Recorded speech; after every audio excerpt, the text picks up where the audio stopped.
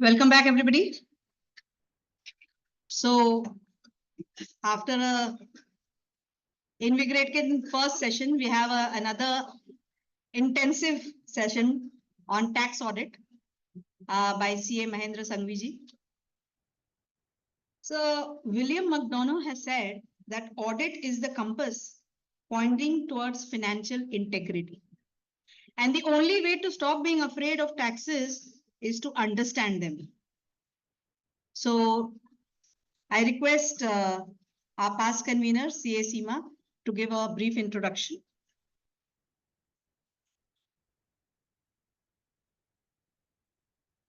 Thank you, Vijeta, for giving me the opportunity to introduce CA Mahendra Sanghvi.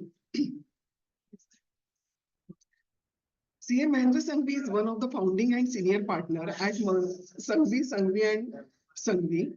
His professional experience spans over 35 years and his area of expertise are income tax, litigation, and audit. Few of his accomplishments are summarized as below. He is past president of Chamber of Tax Consultants. He is currently advisor of Direct Tax Committee, Law and Representation Committee, and member of editorial board of the Chamber of Tax Consultants. Past chairman of Law and Representation Committee of Chamber of Tax Consultants. He was nominated as member of Regional Direct Tax Advisory Committee by CBDT. He was a member of the Standing Committee of TDS for Mumbai Region, Commissioner of Income Tax TDS. He has written papers and regularly delivers lectures in various meetings organized by ICI, BCA, Chamber of Tax Consultants, and other organizations. He has been regularly representing before Ministry of Finance for pre-budget recommendations on direct tax matters for Chamber of Tax Consultants. I request Mahendra to represent on this recent redevelopment, capital gain and hardship allowance cases because there is no clarity at all. With this brief introduction, I request past convener MP Reddy ji and CA Pradna to give memento on behalf of JB Nagar Study Circle as a token of love and affection.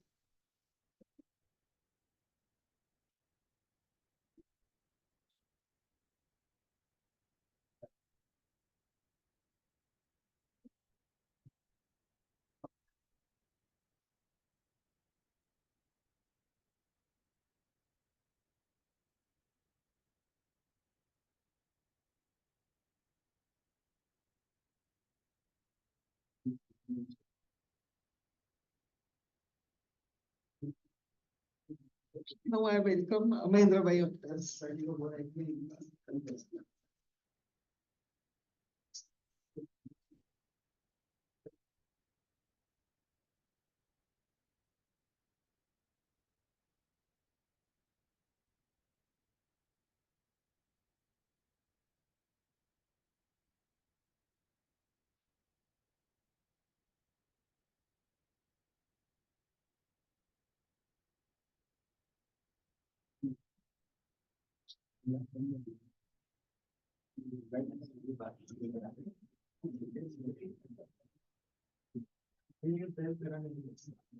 Good morning, friends. At the outset, let me thank the organizers of JB Nagar Study Circle, Vijaya Madam, Ankush, Seema Madam, and I also acknowledge the presence of my dear friend Sharma ji.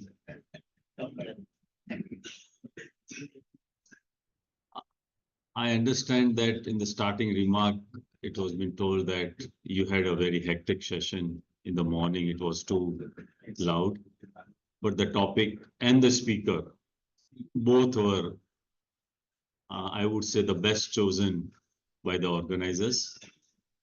Let me see whether I can also touch up to that expectation as far as the speakers are concerned. As regard the topic, yes, it's a very apt topic, and more so because our season has started after a hectic July. Now we need to concentrate on our tax audit for another 2 months. And if we have a transfer pricing audit also in that form, maybe we may get one more extension for that. Coming to the tax audit per se, the question comes that, oh, it was introduced in 85. Why still early morning on Sunday? Like one of my friends said that I got up because of you and you make me wake up early today on Sunday. This was the remark as I was coming out of the loop. So I said that, yeah, let us see whether getting up early was helpful to you or not. Though it was introduced in 85, the reason why we need to update ourselves is because of the developments that is taking place on account of 2 reasons. One, the changes in the law. Second, the changes in the procedure also. The procedure, I would say, not only changes made in Form 3CD or the procedure that how we are uploading the details and how we are uploading our Form 3C A, 3CB, and 3CD. The enclosures along with those forms, the annexures along with those forms are also becoming very relevant today. And above that, our MyBAP, that is our Institute of Chartered Accountant, the disciplinary committee, the fear, when I'm signing this audit report, ये ठीक से तो जा रहा है ना? Institute को कहीं बुरा तो नहीं लगेगा? And I will not be called upon. That is one big fear that we have now to always keep into mind, which was not a situation when I would say I started my practice, when this tax audit was introduced. When this tax audit in 85 was introduced, at that time, the government also wanted that, look, our officers are, I would not use the word incompetent, but they are not up to the mark, wherein they can determine the income of business. Income out of business and profession, they would not be able to determine it correctly, efficiently, and in time. So therefore, let this audit be there, introduced, so that they would have some information readily available for making the computation of business income. As the time has traveled, you will see because of the amendments in Form 3CD and the responsibilities thrusted upon we chartered accountants. Now this tax audit is not limited only to the business income. It extends even for income from other sources, whether it is 56 to 10, 56 to 9, whether it is transfer pricing, whether it is foreign international transactions, and further, even if it is a capital gains. It doesn't stop there only. Further, it gives us, we are supposed to give us the information wherein the penalty provisions, more particularly related to loan transactions, specified transactions, and cash transactions are there. And therefore, I would say not a full-fledged assessment, but definitely majority of the information they wanted on a platter. The officers wanted that it should be served on a platter to the assessing officers. And further, friends, if you see, after this introduction of our guidance note, implementation guide, and duly supported by SA 700, we need to be more careful. First, to see whether we are complying all these things as an auditor, as a tax auditor, not as a tax advisor, not as a tax practitioner. The challenges we face is a same person, he's acting as an auditor and he's acting as a tax advisor of the same SSE. Always there has been a challenge wherein one side the SSE says, "Arey bhai, aap ye sab report karenge, so there will be a problem. Unnecessarily, it will get flagged or problems हमको हो जाएगी. If we do not report, and which is material which requires a reporting, so हमारे माई बाप institute is there, and we are not doing justice to our job. But in this, I would say, quarrel, we need to make one thing sure. First, let me protect my skin. Let me do my job for what I have been appointed for. I'll try to support you wherever it is possible within the framework of the law. And when I was talking about the development in the amendments, more particularly when the introduction of 143(1)(a), the adjustment which can be carried out if there is any difference between the return of income file and the tax audit report, information of the tax audit report.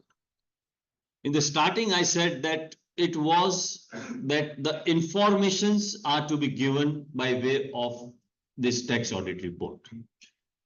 Unfortunately, these informations are not only treated as an information, but these are treated as if these are the certain facts and which the department needs to act upon. Just for further clarification, I would say the best example I am reminded of is section 36(1)(5). It is on the employees' deduction on PF. If it was not deposited within the prescribed time as per the PF law, whether the disallowance is required or not required. When we see the clause, it does not tell that you are supposed to give the disallowance figure. I understand certain clauses, it is very specifically asked what is the disallowance amount. In that case, yes, this is an amount that is to be disallowed. But when we come to 36(1)(5)(a), there you are supposed to give a chart and which, sorry. No, it's just that screen is Oh, sorry. cancelled.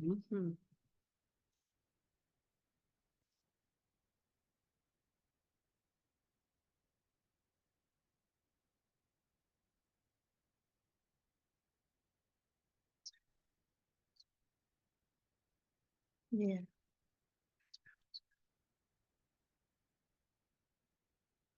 Where you're supposed to give a chart wherein the information is given that what is the amount that is deducted and what is the date and what is the due date.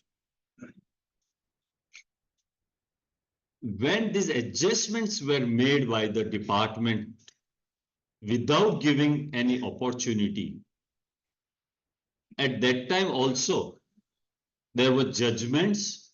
Many of the judgments of Bombay of high courts, I appreciate, yes, there were few judgments which were against also, but majority of the high courts were in favor. There's a majority of the high courts were in favor, and wherein it said that no disallowance is required to be made. It was read along with section 43B. So these automatic adjustments which are being carried out is a big pinch, I would say, to the SSEs. And that's the reason, friends, why we need to be updated ourselves on both the angles. Okay. Now coming to the objective of tax audit under section 44AB. As I said, inserted by 85, almost 40 years down the line, and still we are struggling. And definitely this struggle would be there. And I appreciate it's a healthy discussion that we are taking place, and even the developments required to be made as per the amendments carried out in the finance sectors. To ascertain the compliance of various provisions of the Income Tax Act, that is the first objective. Assure that the books of account and records are properly maintained to reflect the true income. Particulars in Form 3CD are given, which are given are true and correct. Unlike when we sign our financials, at that time we say that the financials, the profit and loss account, balance sheet are true and fair. Here, when we report on tax audit form 3CB, in 3CB, we say that the figures, amount, contents given in form 3CD is true and correct. So, which has to be much more strictly construed.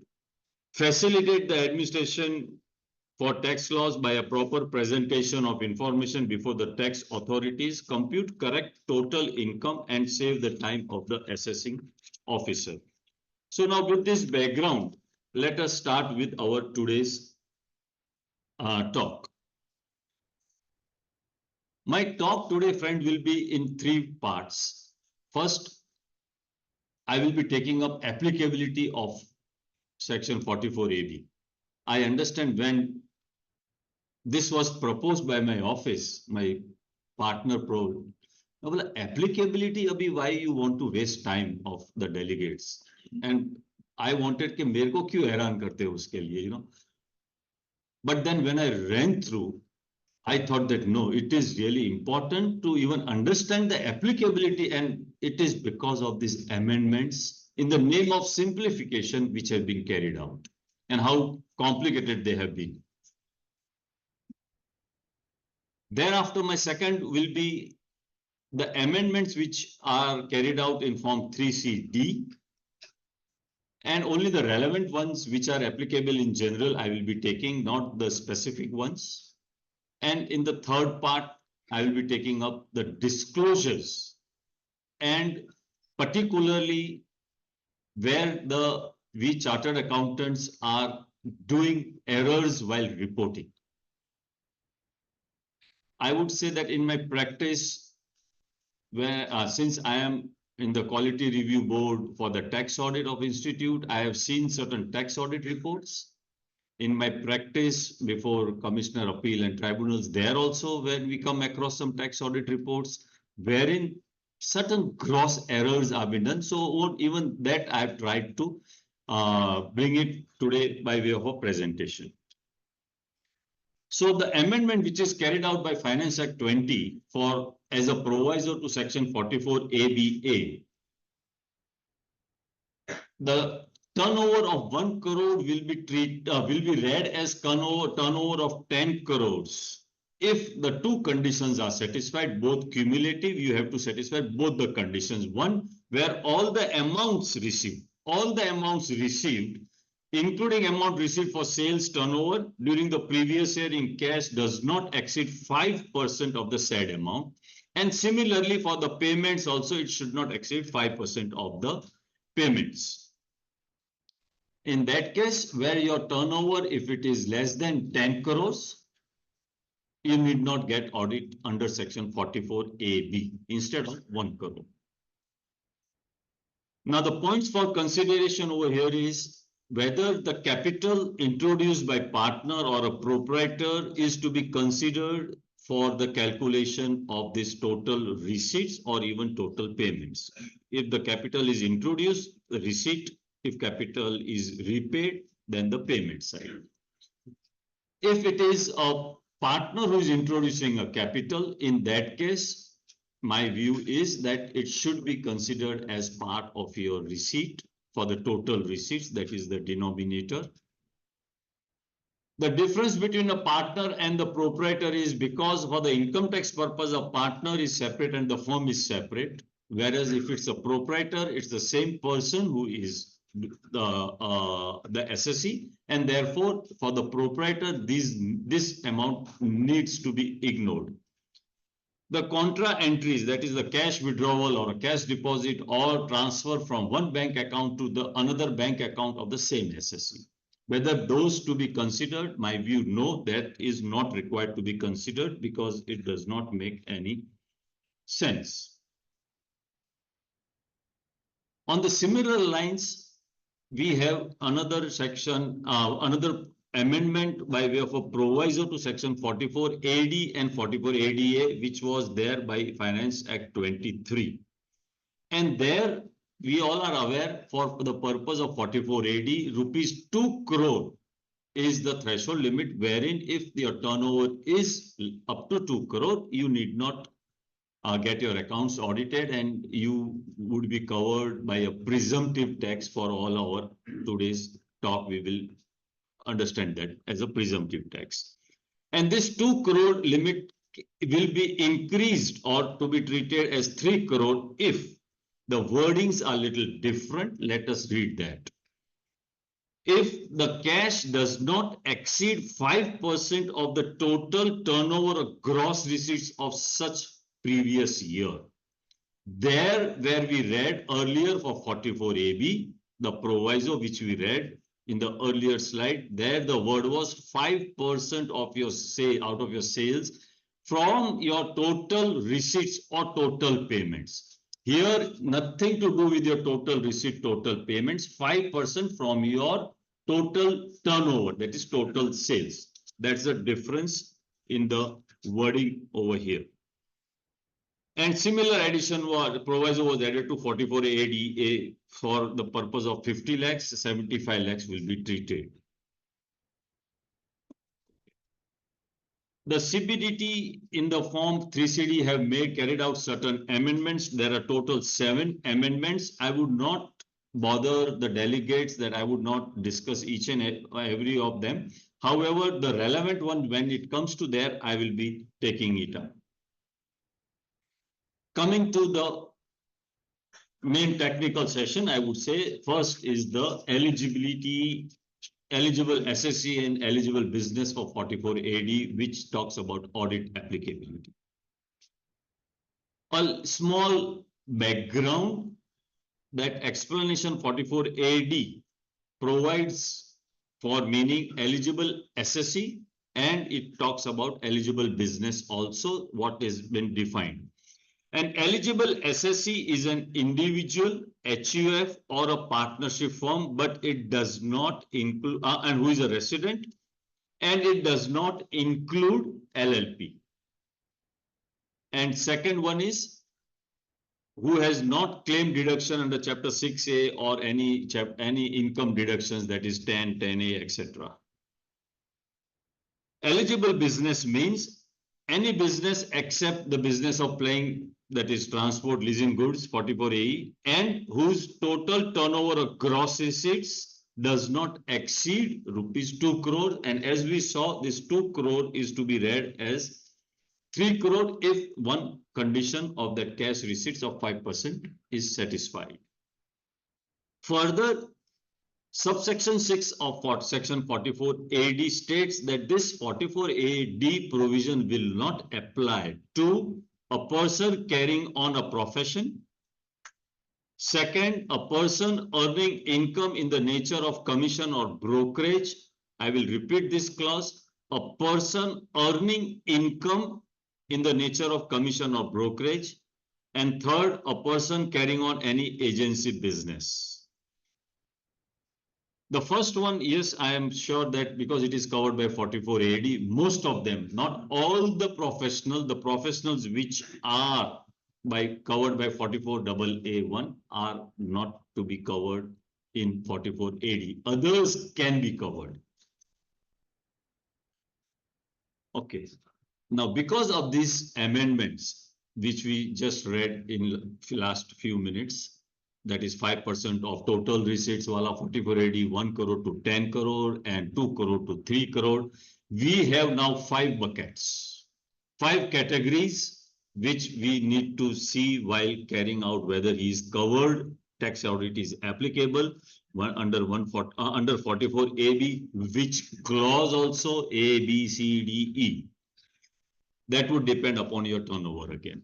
So the 5 buckets are up to 1 crore, then 1 crore to 2 crore, 2 crore to 3 crore, 3 crore to 10 crore, and above 10 crores. The simplest one is about 10 crore. उसमें कुछ नहीं देखना है, 10 crore के ऊपर है, audit करवाने का है. And we all are also happy with that.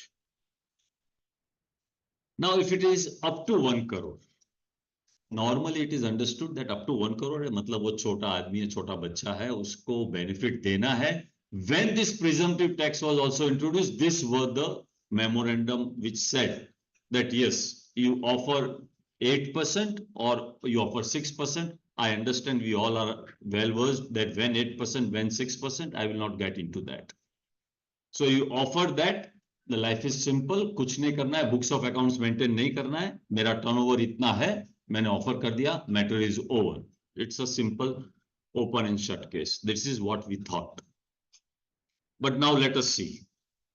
If he's offering 6 or 8%, 44 AD, yes, he's not liable. But what if he's not able to offer or actually his income is below that?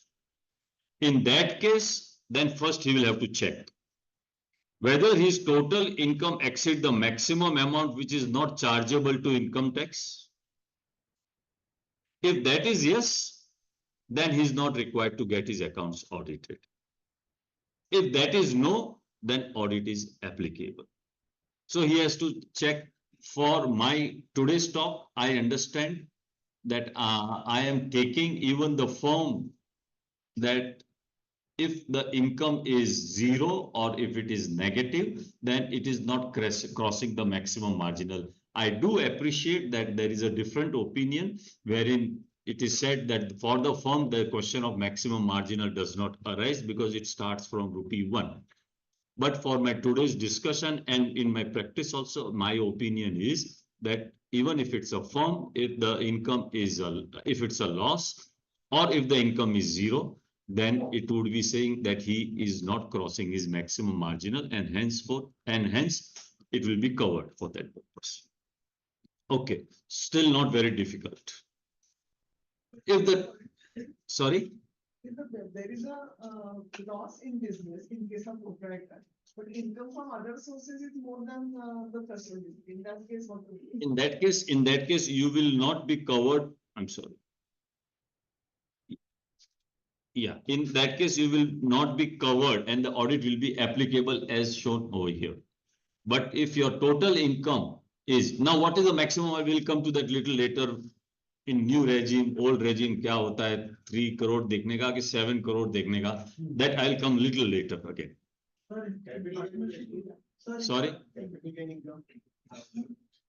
Included, definitely included. Yes, yes. I'll come to that little later. Partnership net profit percentage to be counted after interest of the partner and. Yes, I have a question for that also. I have an answer to this. Can we finish this applicability or फिर एक साथ में सब ले लेंगे? Topic wise, एक applicability हो जाए, then we will. I'll wear a helmet. Y'all can shoot. Now, if the turnover is more than 1 crore and if it is up to 2 crore, in that case, if he's offering 6% or 8%, that is 40, he is straight away covered with 44 AD. The answer is that to yes, then no audit.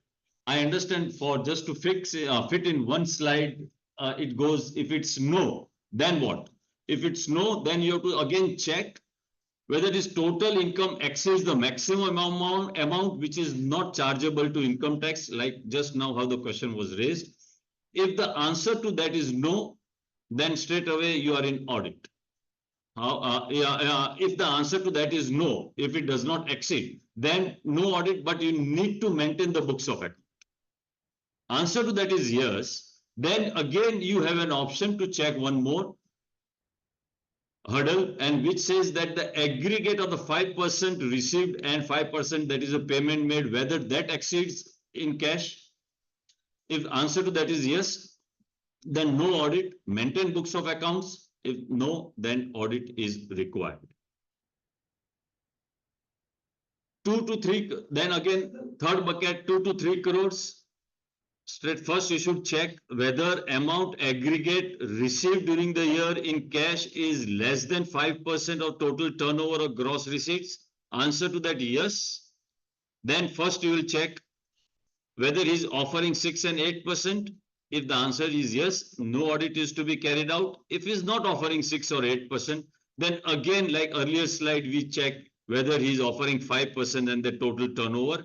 If that is yes, no audit, but maintain books of accounts. If that is no, audit is applicable.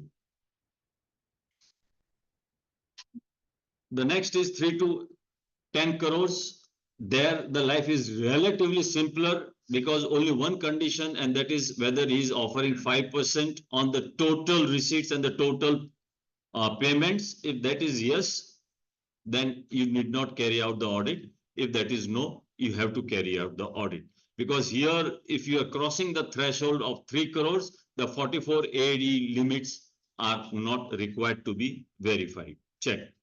And if it is above rupees 10 crores, as we saw, the most simplest one, we are comfortable in that. Now, with this small background of what the law is and how this threshold limit works, let us solve a case study. It's, of course, the name given is Golmaal. Mr. Gopal, Lucky, Madhav, and Lakshman, they are the 4 eligible SSE. And they are carrying on the eligible business. And they have provided these following details to the CA, Mr. Vasuli. Now, whether the audit is applicable or not. If the sales are 99 lakhs, let us take first for Gopal. If the sales are 99 lakhs, no cash sales, the debtors are 50 lakhs, and these debtors are on the basis of an assumption that they have not been realized before filing the return of income, the due date of return of income, and hence they will be covered by 8%. If it is a cash sales, they are covered by 6%. Profit to be offered as per 44 AD would be 6,94,000. And the cash receipts or total receipts is 1%, and cash payment, total payment again 1%. As far as the proviso to 44 AD is concerned, there are no cash receipts, so it's 0 over total turnover. And the actual profit offered is 1,25,000. The other income is 8 lakh rupees. Whether he is liable for audit, answer to that is yes. The reason answer to that yes is, one, he is not offering 6%, 8%, which is below. Second, below hai, lekin if his maximum income is not taxable before rebate. So if it is new regime, 3 lakhs, old regime, 2.5 lakhs. So if his total income, including the income of profession, is below this threshold of 2.5 or 3 lakhs, then only he is not required to get his accounts audited. Otherwise, he is required to get his accounts audited. So here Gopal will be required to get his accounts audited. Lucky. Definitely the name itself says Lucky, so he doesn't have to get his accounts audited. His turnover is higher by 2 lakh rupees as compared to Gopal. And therefore his profit required is 7,06,000. And the receipts are same 1% receipts and payment. Actual profit offered is 1,26,000. Other income is 8 lakhs. He is required to get his accounts audited. Answer to that is no. Why no? So fortunately, we have answer to that. Because he is covered by 44 AD. And the second limb which we have, 5% wala, he is covered, his cash transactions are below 5%. Cash sales, I would say, is below 5%. Gopal did not have this opportunity because his turnover is less than 1 crore. Coming to Madhav. turnover 2.21 crore, cash sales 11 lakhs, debtors 2.5, profit to be offered 17 lakh 68,000. His cash receipts total 100%, all he believes only in Rokda. Payments also 100% cash.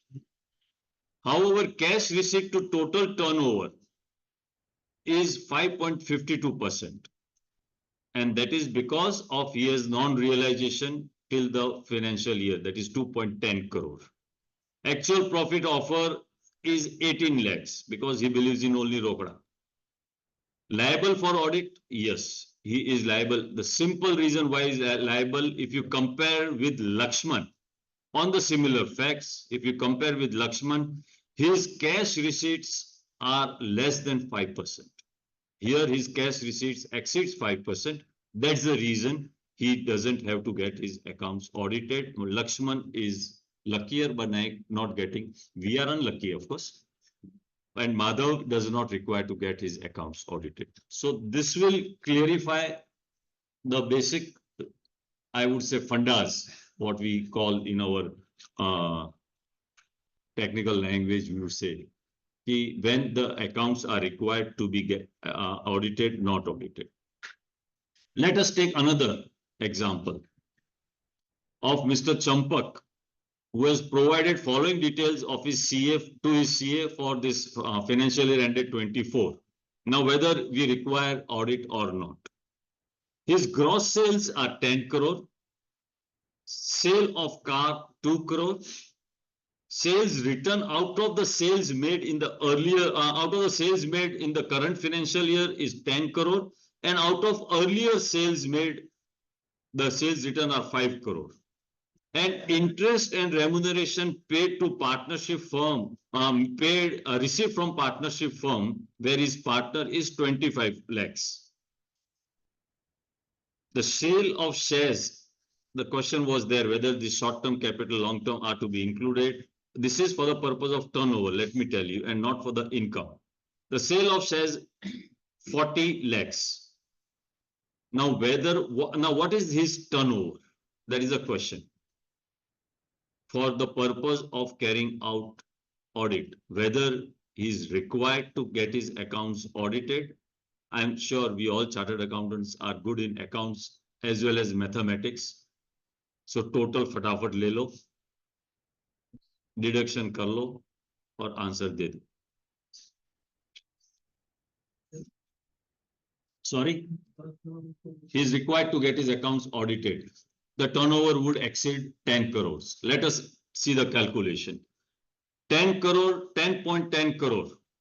Sale of car to be included? No, not to be included. 2 lakhs minus. Sales return to be excluded? Both sales return to be excluded? Yes.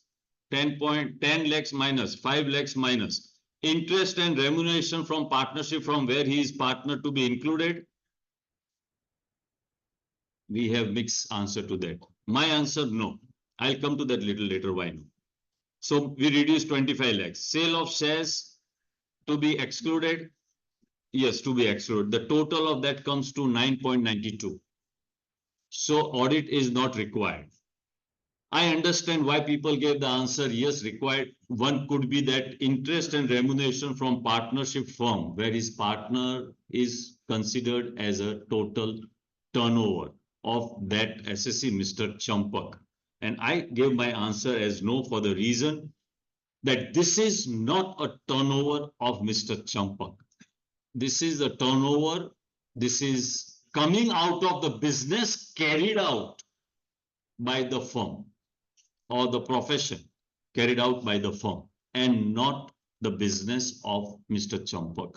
And that's the answer to, I understand that we even have a tribunal decision which has said that no, this will be treated as part of your turnover. A person having simpliciter, a person having 11 crore remuneration from a partnership firm. No other business or proprietary concern, whether he is required to get his accounts audited or not. My answer is no, but I understand, yes, there would be a little debate, but as the things are developing, Now the tribunals have started accepting that you are not required to get, even including the Bombay tribunal, which says that you are not required to get your accounts audited in that case. Sorry, we have an encyclopedia of judgment. So yes, Sharmaji says even by Bombay High Court also. So it started with Rakesh Kadakia's firm, right? RSM, wherein whether it is to be done Bombay Tribunal, it was against and thereafter in favor again. Dr. Hathi is the second one case study. Dr. Hathi, who is a practicing doctor and is also having mithai ka shop. He's very fond of mithai. So he has provided the following details. Now, whether the audit is applicable in these three different cases wherein his actual profit is also given to us. His sales remaining constant, that is 4480 sales as a practicing doctor, 40 lakhs, and his mithai ka business shop gives him a turnover of 70 lakhs. The deemed profit presumptive taxation, what is required to offer is 20 lakhs and 4,20,000. Now, the actual profit in case one, which is offered, is 21 lakhs out of professional income and 7 lakhs out of the business income. Whether he is required to get his accounts audited or not, or he is required to get his accounts audited of profession and not of business, or vice versa, or both. That is the question. The answer to that is no, because simple, he is above the threshold limit in both the cases. Even if you total it up, his turnover may exceed 1 crore, but independently you will have to see both the clauses are applicable separately. So a person who is carrying on a profession, who is carrying on a business, we chartered accountants are not allowed to have mithai ka shop, but these doctors can. So they are supposed to be seen it separately, both of them, for the purpose of 44 AD.